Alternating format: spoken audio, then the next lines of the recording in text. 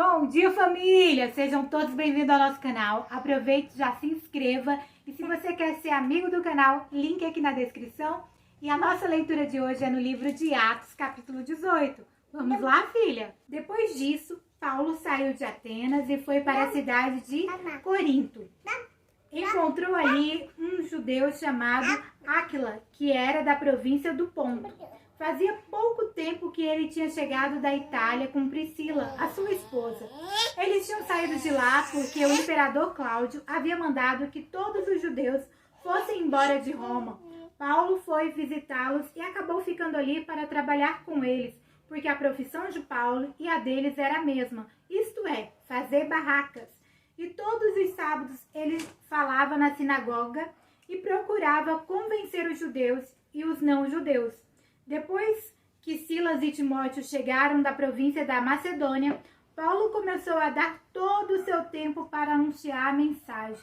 Ele afirmava aos judeus que Jesus é o Messias, mas alguns deles ficaram contra Paulo e o xingaram. Então, em sinal de protesto, ele sacudiu o pó das suas roupas e disse: "Se vocês se perderem, os culpados serão vocês mesmos.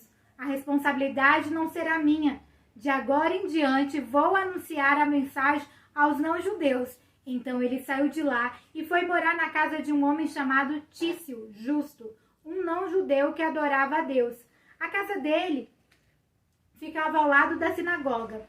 Crispo, que era o chefe da sinagoga, também creu no Senhor Jesus, e todas as pessoas da sua casa também creram. Muitas pessoas da cidade de Corinto ouviram a mensagem, creram e foram batizadas.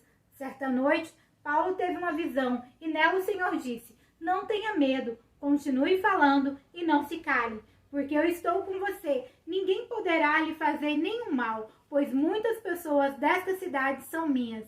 E Paulo ficou ali 1 ano e meio, ensinando a palavra de Deus àquela gente. Quando Galho se tornou governador da província da Acaia, os judeus se juntaram contra Paulo. Eles os agarraram e o levaram ao tribunal e disseram ao governador: "Este homem está querendo convencer o povo a adorar a Deus de um modo que é contra a nossa lei." Quando Paulo ia falar, Galho disse aos judeus: "Judeus, se isso fosse alguma falta grave ou um grande crime, seria justo que eu tivesse paciência para escutá-los. Mas como é só uma questão de palavras, de nomes e da própria lei de vocês, resolvam vocês mesmos. Eu não vou ser juiz nesses assuntos." Em seguida, os expulsou do tribunal. Então eles agarraram Sóstenes, o chefe da sinagoga, e o sussurraram diante do tribunal. Porém, Galho não se importou com isso. Paulo ficou muitos dias com os cristãos em Corinto. Depois se despediu deles e embarcou num navio para a província da Síria, junto com Priscila e seu marido Áquila. Antes de embarcar em Cencreia, ele rapou a cabeça como sinal de que havia cumprido uma promessa que tinha feito a Deus. Eles chegaram à cidade de Éfeso e Priscila e Áquila ficaram ali. Paulo entrou na sinagoga e falou com os judeus. Então lhe pediram que ficasse com eles mais tempo, porém ele não quis. E quando foi embora disse: "Eu voltarei, se Deus quiser." Então Paulo embarcou e partiu de Éfeso.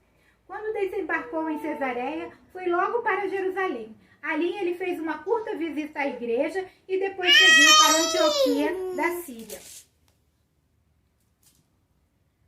Depois de ficar algum tempo em Antioquia, ele foi embora, atravessou a província da Galácia e o distrito da Frígia, indo de um lugar para o outro e animando todos os cristãos.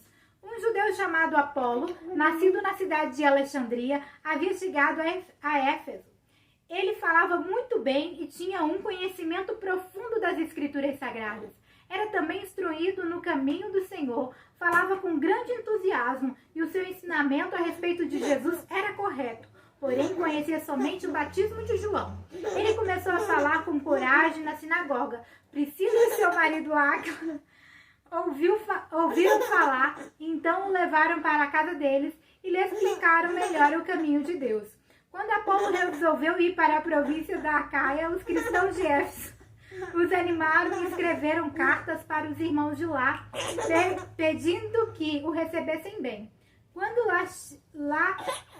Chegando lá, ele ajudou muito aqueles que pela graça de Deus haviam crido, pois Apolo, com argumentos fortes, derrotava os judeus nas discussões públicas, provando pelas escrituras sagradas que Jesus é o Messias. Filha amada, amém!